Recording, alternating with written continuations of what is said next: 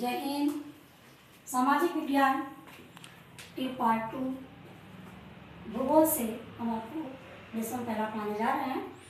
आपके लेसन का नाम है संसाधन एवं विकास। संसाधन मैंने हमारे जीवन का जो हम मानव के जीवन में काम आ सकता है, प्रकृति की तरफ से निःशुल्क जो हमें उपहार स्वरूप प्राप्त हुआ है, उस संसाधन को हम विकास की तरफ ले जाएं। इसकी एक मानवीय प्रक्रियाएं हैं। मानव प्राकृतिक संसाधन से प्राप्त कर प्रौद्योगिकी के माध्यम से इसको पूरा करके विभिन्न संस्थाओं के रूप में इसका उपयोग करता है। अब देखिए संसाधन और क्या है। संसाधन जो आर्थिक रूप से और सांस्कृतिक रूप से स्वीकार भी हो। आर्थिक रूप से का मतलब यह है कि लाभ, धन की प्राप्ति, और सांस्कृतिक रूप से कि समाज की मान्यता के अनुरूप भी वो हमारे जीवन में लाभप्रद हो, वो है सांस्कृतिक मान्यता प्राप्त होता है, उसके लिए कहते हैं। अब इसका हम संसाधन का वर्गीकरण करेंगे। संसाधन का वर्गीकरण देखिए, इसका पहला आधार है उत्पत्ति का आधार। उत्पत्ति का आधार हमें कैसे मिलता है, तो इसके दो रूप है हमारे सामने, एक जैव, दूसरा अजैव।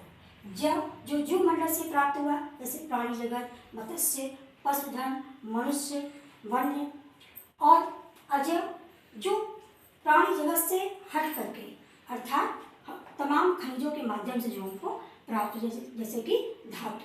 अब धातु में मैग्नीज, अभ्रक, बॉक्साइट, तांबा, लोहा कुछ भी हो सकता है।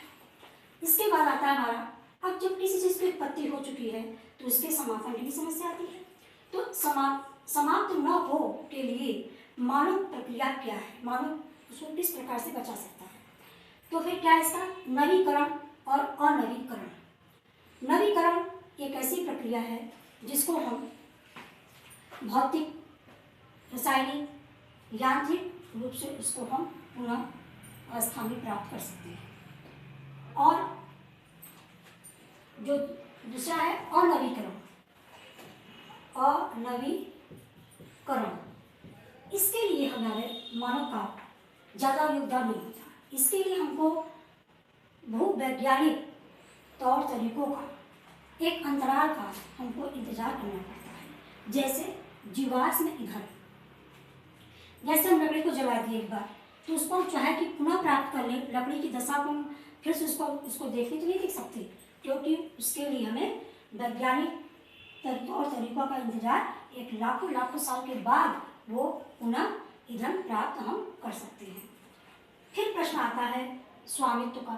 स्वामित्व की जब बात आती है तो स्वामित्व का नाम ही अपने आप में इतना खौफनाक सा लगता है कि इसको कई भागों में फिर हम बांट रहे हैं। देखिए, एक है निजी स्वामित्व। जैसे आपके पिताजी का खेत है, उस पर आपका स्वामित्व है, आप उसको जो मर्जी उसके मृदा व्यवस्था से, उसके जलवायु से आप कुछ भी पैदा करें, कुछ भी अन्न की कुछ भी जो क्रियाएँ होती हैं। और दूसरा है वो स्वामित्व आपका दिख रहा है कि आपके पिताजी का है, लेकिन हो सकता है कि सरकार ने आपको पट्टे पर दिया हो, कुछ वर्षों के लिए दिया हो।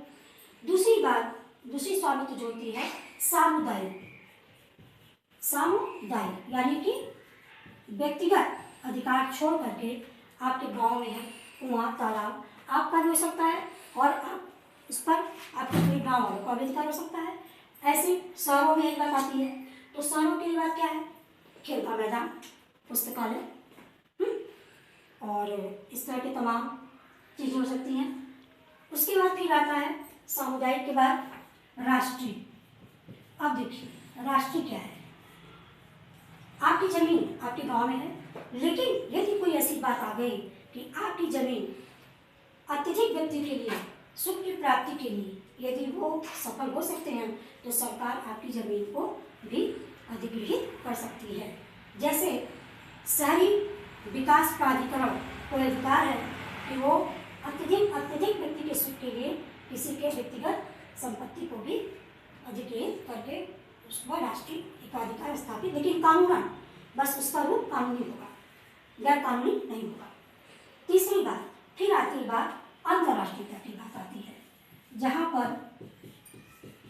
बात खत्म होती है देश की, वहाँ सभी के साथ जो एक समस्या पैदा हो जाती है।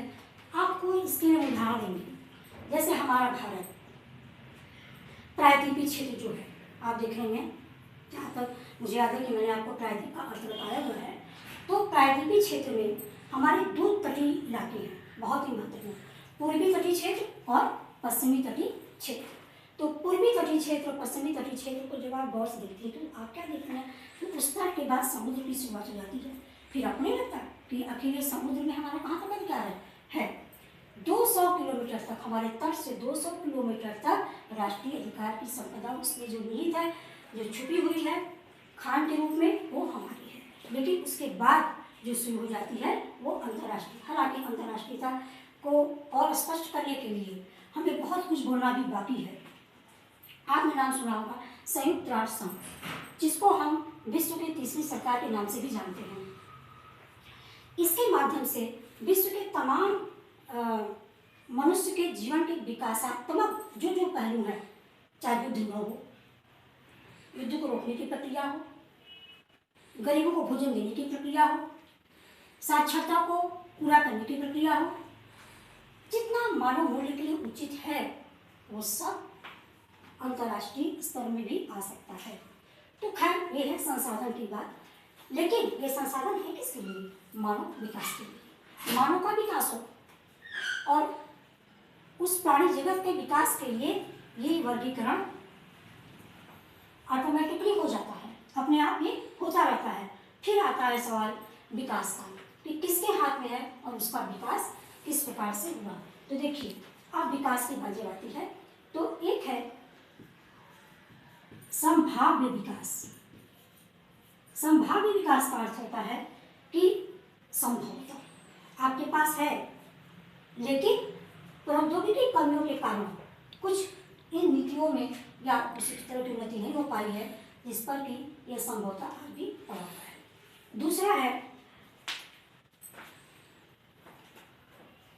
विकसित विकास।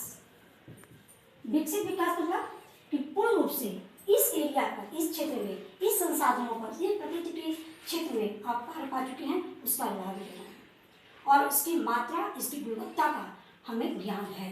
ये है विकसित विकास। तीसरा है भंडार। भंडार भंडार का मतलब होता है हमारे पास और उसका हम समुचित प्रयोग कर भी रहे हैं और कुछ हद तक उतना नहीं कर पा रहे हैं। जैसे अब भंडार में अगर हम आ जाएं तो ये हमारे जो ये हैं नवीकरण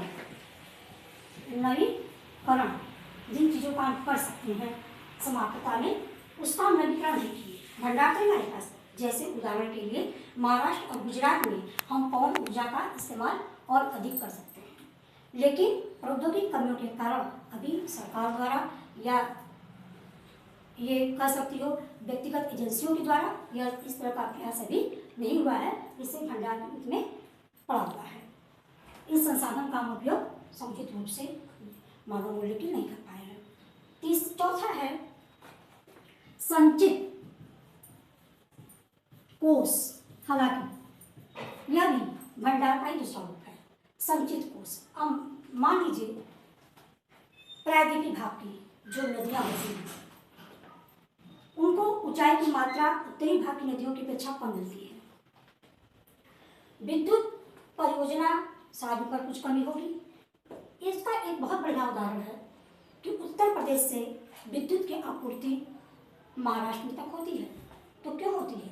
क्या उनके पास साधन नहीं है? साधन है, संसाधन है, लेकिन उसको भी साधन के रूप में बदल नहीं पा रहे हैं, जिसके लिए संचित कोष उनके पास है। यदि भविष्य में उनको इसकी आवश्यकता पड़ेगी तो उसका प्रयोग मानव मूल्य के लिए, मानव विकास के लिए किया जाएगा। जय हिंद। आज के लिए इतना ही।